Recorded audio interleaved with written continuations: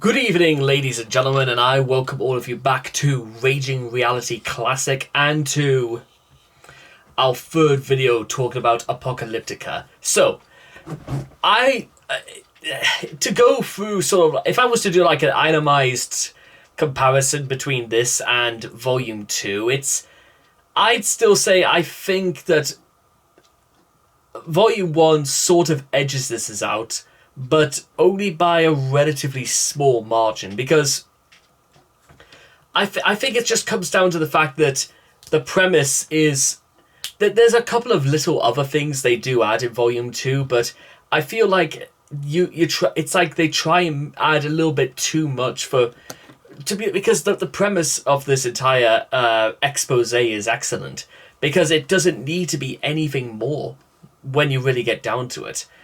And tonight, ladies and gentlemen, marks probably something really... I mean, I know you may have heard me mention this before, but Harvester of Sorrow is low-key probably... It's probably the single most... It's in a very strong band. It's somewhere between this, Fixer, and My Apocalypse for the most underrated Metallica songs of all time. I know there might be something on, like Hardwires that I probably never talked about, but we will get to be talking about Hardwired at some point down the line. But with that being said, Harvester of Sorrow it's in terms of like best songs they've ever done, this is a number 8 in my estimation. But with that being said, playing this on cellos should be an experience, so let's go.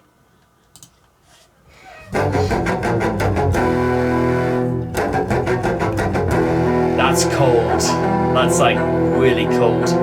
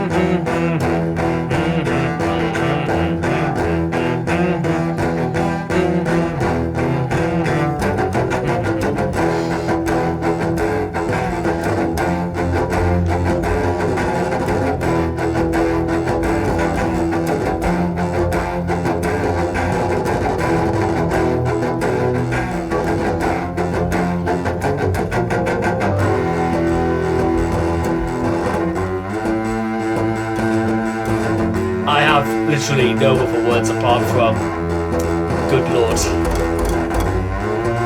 It's almost excellent.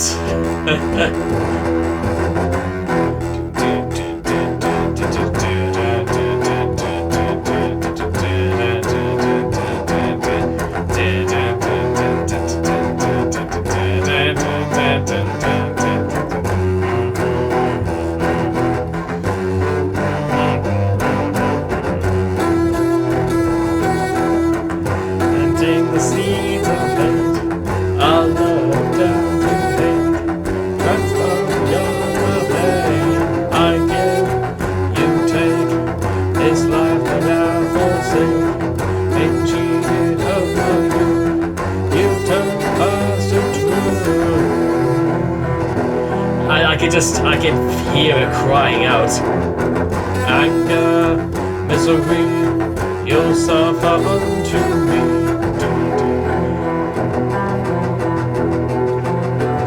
It is literally like they took the whole story of Harvester of Sorrow, and it's like to ask the average observer what Harvester of Sorrow is about. And no doubt, I'd probably tell you it was about a man who murders his whole family. Through Apocalyptica's otherwise description, it's like they're trying to retell Sweeney Todd. Tell me why this. It's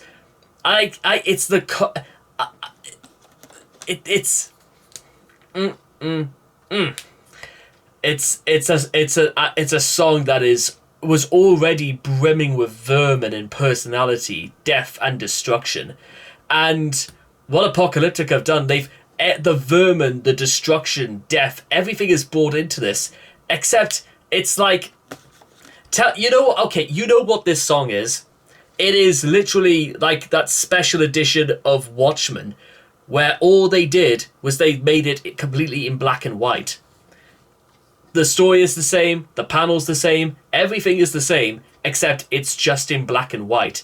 And it transforms the entire story into a fantastically bleak noir epic.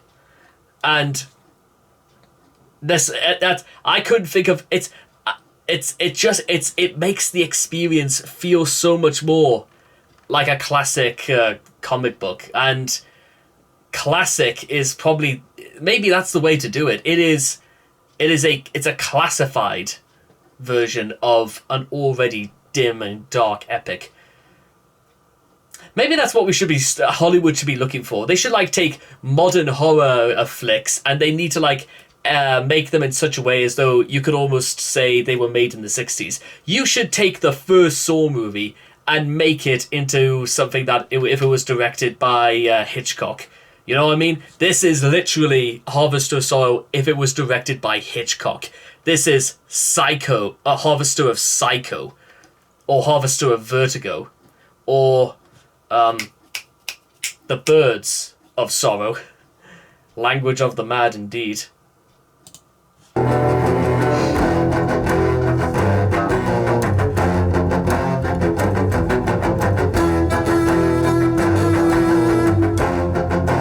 Language of the Mad Harvester of Sorrow.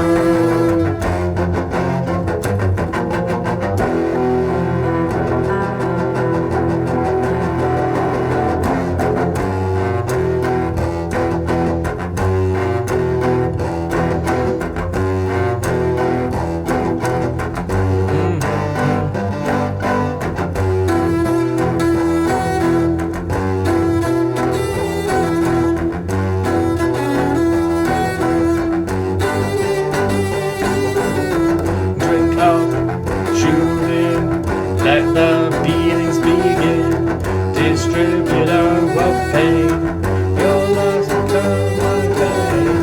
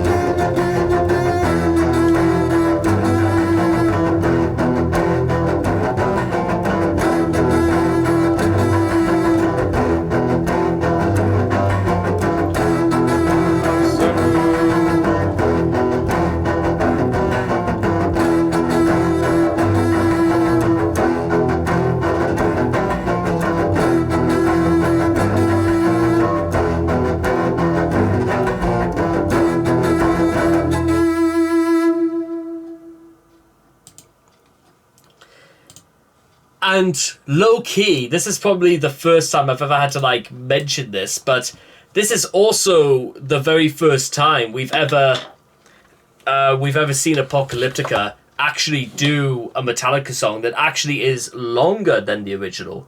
And I think that's more down to how it's more down to how it's played more than anything else, which is again, I almost want to literally go back and literally listen to this and then like legitimately go back to listening to the original Harvester's Soul anyway, because honest to God, this was you see what I'm talking about when I talk so heavily about why Harvester of Sorrow is literally goated in my opinion. But I do honestly think that when you can do with stuff like that, it's when the macabre sets in. It's when we go from like a almost like a slasher tale of anything in Harvester of Sorrow into a straight up tale of horror and tragedy.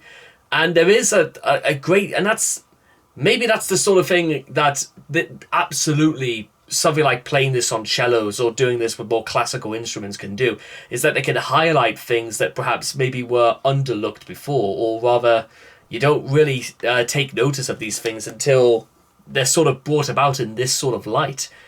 I know it's maybe a bit of a out there sort of thing as to whether or not that was what their intention was, but regardless of what their intention was, I absolutely think that's honestly the way to go. And to be honest, the way it worked by there, oh, would you look at that? It came out, the album came out in 2016.